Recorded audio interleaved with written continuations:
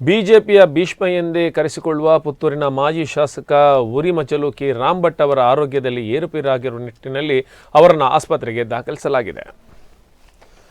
92ರ ಹರೆಯದ ಉರಿಮಚಲು ರಾಮ ಭಟ್ಟರವರು ವಯೋಸಹಜ ಅನಾರೋಗ್ಯದಲ್ಲಿದ್ದು ಅವರನ್ನು ಕೆಲವು ದಿನಗಳ ಹಿಂದೆಯಷ್ಟೇ ಮಂಗಳೂರಿನ ಕೆಎಂಸಿ ಆಸ್ಪತ್ರೆಗೆ ದಾಖಲಿಸಲಾಗಿತ್ತು. ಅಲ್ಲಿ ಚೇತರಿಸಿಕೊಂಡಿದ್ದ ರಾಮ್ ಭಟ್ ಅವರನ್ನು ಕುಂಬೆಟ್ಟಿನಲ್ಲಿರುವ ಅವರ ಮನೆಗೆ ಕರೆತರಲಾಗಿತ್ತು. ಮತ್ತೆ ಅವರ ಆರೋಗ್ಯ ಹದಗೆಟ್ಟಿರುವ ಹಿನ್ನೆಲೆಯಲ್ಲಿ ಇದೀಗ ಪುತ್ತೂರಿನ ಸುಶ್ರುತ ಆಸ್ಪತ್ರೆಗೆ ದಾಖಲಿಸಲಾಗಿದೆ. ಅವರ ಆರೋಗ್ಯ ಸ್ಥಿರವಾಗಿದೆ ಎಂದು ತಿಳಿದುಬಂದಿದೆ.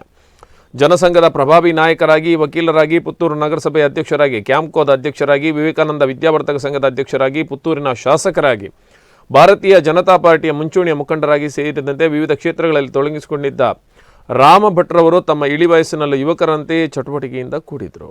ಬಿಜೆಪಿ ವರಿಷ್ಠರಾಗಿದ್ದ ಲಾಲ್ ಕೃಷ್ಣ ಅಡ್ವಾಣಿ ಸಹಿತ ಹಲವರ ಒಡನಾಡಿಯಾಗಿದ್ದ ರಾಮ್ ಭಟ್ ಅವರು ತುರ್ತು ಪರಿಸ್ಥಿತಿ ವಿರೋಧಿಸಿ ಹೋರಾಟ ನಡೆಸಿ ಜೈಲು ಸೇರಿದರು.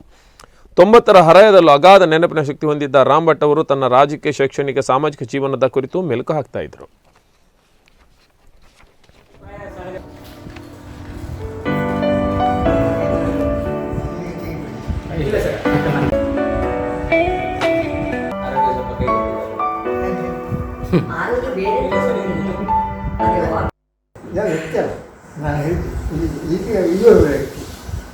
ನಮ್ಮದೇ ಒಬ್ಬ ಪ್ರಧಾನಿ ಆಗಬೇಕು ಅಂತ ನಾನು ಮನಸ್ಸಿನಲ್ಲಿ ಆಯಿತು, ಆಗಬೇಕು, ಸಂತೋಷ ಆಗಿದೆ ಅಂತ ಹೇಳಬೇಕು ಅಂತ ಆಯಿತು. ಅಷ್ಟಾಗುವಾಗ ಟೈಮ್ ಆಗಿತ್ತು.